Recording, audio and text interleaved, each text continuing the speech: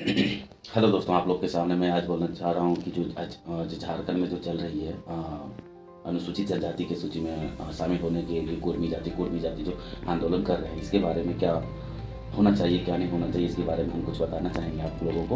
और आप लोग थोड़ा ध्यान से सुनिएगा, इसमें क्या फ़ायदा है क्या घाटा है। इसमें केवल ना केवल कुर्मियों का आंदोलन में ही भाग लेना चाहिए। वो लोग बोल रहे हैं कि यार सामाजिक जाति समाज के लोग ही इसमें हेल्प कर सकते हैं, लेकिन नहीं, इसमें सभी लोगों को भागीदारी करना चाहिए। क्योंकि आज हमारे देश में जो भी जनजातीय क्षेत्र है वो अनुसूची 5 और 6 में लगभग 5 और 6 में है। अनुसूची 5 में जो राज्य हैं वो लगभग 10 राज्य हैं। मैं आप लोग को दिखाना चाहूँगा अनुसूची 5 में जो 10 राज्य हैं वो किस तरीके से हैं। सबसे पहले आंध्र प्रदेश तेलंगाना और महाराष्ट्र, गुजरात, राजस्थान, हिमाचल प्रदेश, मध्य प्रदेश, छत्तीसगढ़ और झारखंड है। ये सब जो है अनुसूची 5 में शामिल है। और अनुसूची 6 में जो शामिल है मात्र चार स्टेट शामिल है। कौन है? असम है, मेघालय है, त्रिपुरा है और मिजोरम है। अब ये 2 अनुसूचियाँ क्यों बनाया गया है? हाँ, मैं जैसे कि जो अनुसूची 5 में शामिल है, इसमें कोई भी आती योजना जो केंद्र सरकार का आता है, केंद्र सरकार का आता है, और राज्य का जो उसमें हिस्सेदारी है वो 60-40 के लगभग है। 60 केंद्र देगी 60% और 40% राज्य देगी अनुसूची 5 में। और अनुसूची 6 में जो है उसमें मात्र 4 स्टेट शामिल है। मैं आप लोग जैसे कि बताया मेघालय, असम, त्रिपुरा और मिजोरम। इसमें कोई भी योजना आती है, सरकार की नीतियाँ आती है, उसमें जो केंद्र सरकार का योगदान है वो 90, केंद्र सरकार का 90 और राज्य सरकार का 10% हिस्सेदारी होता है। और इसमें स्वायत्त जिला की गठन किया गया है। स्वायत्त जिला के गठन से और वहाँ के स्थानीय लोगों को प्रशासनिक स्वायत्ता प्रदान किया गया है, जिससे वहाँ पे जो भी खनिज संसाधन जैसे कि कोयला वगैरह, खनिज जो भी खनिज संसाधन है, जो प्रोडक्ट होता है उसमें रॉयल्टी वहाँ के लोगों को 90% मिलता है। रॉयल्टी 90%, बाकी 10% ये 10% के सरकार के पास जाता है और 90% रॉयल्टी मिलता है। ठीक इसी प्रकार से मैं कहना चाहूँगा कि झारखंड में जो भी खनिज संपदा वगैरह निकलती है, इसमें रॉयल्टी झारखंड वालों को नहीं मिलता है। ये कहाँ चला जाता है, कैसे चला जाता है, कैसे प्रोडक्ट होता है, कैसे निष्कासन होता है वहाँ से, कैसे अफसर लोग करते हैं, कहाँ जाता है नहीं जाता है। अधिकतर लोग चोरी में चला जाता है, इधर चोरी बेईमानी रिश्वत में इधर उधर चला ही जाता है, बेच दिया जाता है, लोगों को पता ही नहीं जाता था। और कोयला से जो अभी भारत में लगभग जितने भी बिजली उत्पादन होता है, लगभग मान लिया जाए तो कम से कम 80%, 60% का जो बिजली उत्पादन होता है वो कोयले से होता है। और लगभग झारखंड का जो हिस्सेदारी है 50% है, लगभग 50-60% है। और 50-60% जो झारखंड में कोयले के उत्पादन से जो बिजली उत्पादन होता है वो झारखंड वालों को मिलता ही नहीं। झारखंड में भी देखा जाए गाँव में बिजली नहीं है। एक दिन बारिश हुआ, थोड़ा सा तूफान आया, सप्ताह दिन बिजली कुल कर दिया जाता है, उसमें नहीं दिया जाता है बिजली। और जो जिस राज्य में खनिज कोयला नहीं निकलता है वहाँ पे 24-24 घंटा बिजली रहता है। बहुत सारे राज्य हैं, मैं आपको एग्जाम्पल देकर के भी समझा सकता हूँ, लेकिन आप इतना समझदार हैं कि आप जान रहे हैं कौन सा राज्य में, कौन सा क्षेत्र में 24 घंटा बिजली रहता है। हमारे यहाँ बिजली नहीं रहता है। बिजली का जो मेन स्रोत है, मेन पावर है, वो कोयला है। कोयला से ही लगभग 60% बिजली उत्पादन होता है पूरे भारत में, और पूरे भारत में सप्लाई किया जाता है। और जिसमें झारखंड का हिस्सेदारी 50% के आसपास है, और उसी को बिजली नहीं दिया जाता है। ये न्याय है? ये कहाँ का न्याय है?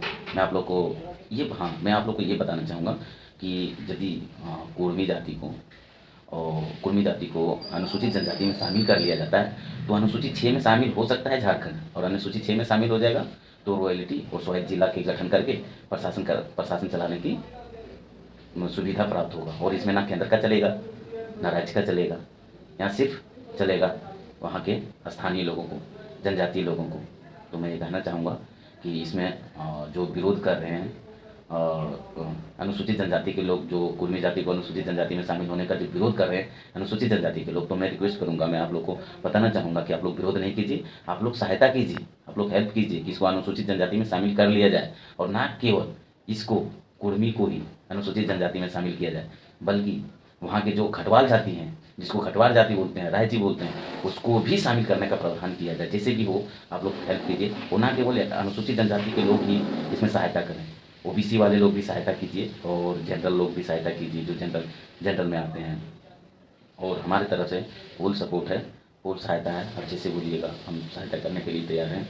और इसमें सभी लोगों को भागीदारी होना अति आवश्यक है। बिना सभी की भागीदारी के बिना अनुसूचित जनजाति प्रदान नहीं किया जाएगा। और हाँ, उसका ऐतिहासिक पृष्ठभूमि यदि देखा जाए तो कुर्मी जाति का जो कुर्मी जाति का जो ऐतिहासिक पृष्ठभूमि है वो पूरा हर क्राइटेरिया पूरा करता है अनुसूचित जनजाति शामिल होने में। तो इसमें क्या दिक्कत है? कोई रहस्यमयी तरीके से उसको वहाँ से अनुसूचित जनजाति से निकाल दिया, फिर वही परंपरागत रूप से चले आ रहा है, चले आ रहा है, चले आ रहा है। तो ये परंपरागत रूप से कब तक चलेगा? कुछ ना कुछ परिवर्तन होना चाहिए और प्रकृति का नियम ही है परिवर्तन। बस मैं आप लोग से चाहूँगा कि आप लोग सभी अपना सर्वश्रेष्ठ योगदान दें। एक ना एक दिन कुर्मी जाति को और गढ़वाल जाति को जनजाति का दर्जा मिल जाएगा और झारखंड जो है 5वीं अनुसूची से 6ठी अनुसूची चला जाएगा। तो स्वायत्त जिला का गठन करके वहाँ के स्थानीय प्रशासन में मजबूती आएगा, ना घूसखोरी होगा, ना चोरी होगा, ना इस तरह से तमाम जो हम लोग देखते हैं। जैसे कि अभी लोग अधिक कहीं भी आप जाएंगे तो कोई भी पूछेगा कहाँ से आप हैं, बोले आप बोलिएगा झारखंड से, अच्छा वहाँ से जहाँ नक्सलवादी बहुत ज़्यादा है, नक्सलवाद का बहुत फैलाव है, बहुत प्रकोप है नक्सलवाद का, लगता है। और उसको वो इस नज़र से देखता है हम लोगों को कि लगता है आतंकवाद हम ही है, नक्सलवादी हम ही हैं, लेकिन वो समझ ही नहीं पाते कि नक्सलवाद का विकास कैसे हुआ, नक्सलवाद का उत्पन्न कैसे हुआ। इसका पूर्ण उत्तरदायित्व सरकार को लेना चाहिए और प्रशासन को लेना चाहिए। ऐसे ही नक्सलवाद उत्पन्न नहीं हो जाता है। हमारे कोई ज़मीन छीनेगा, हमारा कोई खनिज छीनेगा, हमारा घर पे कोई अधिकार करेगा कि मैं चुप रहूँ या मैं कुछ बोलूँ ना, हथियार ना उठाऊँ। हाँ, ये हथियार उठाऊँगा, तब तक उठाऊँगा जब तक हमारे अधिकारों का हनन करेगा, तब तक मैं हर बार उठाऊँगा। चाहे तुम आतंकवादी घोषित करो, चाहे नक्सलवाद घोषित करो, चाहे कुछ भी घोषित करो, हम छोड़ेंगे नहीं, हम छोड़ेंगे नहीं और चुप होने वाले नहीं हैं। बस मैं आप लोग सभी जनता को, झारखंड के सभी निवासियों को मैं कहना चाहूँगा कि आप लोग प्लीज़ कोशिश कीजिए, कोशिश कीजिए। कोशिश करने वालों की कभी हार नहीं होती है। बस इसको सत्य मानकर अब सभी लोग कुर्मी जाति को और गढ़वाल जाति को अनुसूचित जनजाति में शामिल कराने के लिए प्रयत्न करते रहिए। जब तक ना मिल जाए इसका अनुसूचित जनजाति का दर्जा ना मिल जाए, तब तक आप लोग संघर्ष करते रहिए और हम लोग भी संघर्ष करते ही रहेंगे जब तक मिल ना जाए। और हाँ, ये कुर्मी जाति को जनजाति का दर्जा मिल जाएगा तो ये जाति जो है कृषि और खेती करने वाले जाति हैं। तो ठीक इसी प्रकार से कुर्मी जाति को अनुसूचित जनजाति मिलने के बाद फिर हम कोशिश करेंगे, जो हमारे समाज में, हमारे झारखंड में बर्मा जाति का लोग हैं, बर्मा जाति के लोग हैं, जो वो भी खेती का काम करते हैं। खेती उनका परंपरागत काम है, खेती करना, सब्जी उपजाना, ये सब काम है। तो उनको भी जनजाति का मिलना चाहिए, ताकि वो भी खेती बाड़ी और काफ़ी पिछड़े वर्ग के लोग हैं, तो उनको भी मिलना चाहिए। हाँ, उनमें से कुछ जो रीच हो गए हैं उनको ना मिले, कुछ लोगों को किसी तरह से कुछ स्वायत्त मिल जाए तो ये बहुत अच्छी वाली बात है, बहुत अच्छा है। ताकि झारखंड जो है आदिवासियों का क्षेत्र आदिवासियों के लिए बनाया जा सके और केंद्र सरकार की हर योजना में केंद्र की योगदान बढ़ाया जा सके। धन्यवाद दोस्तों।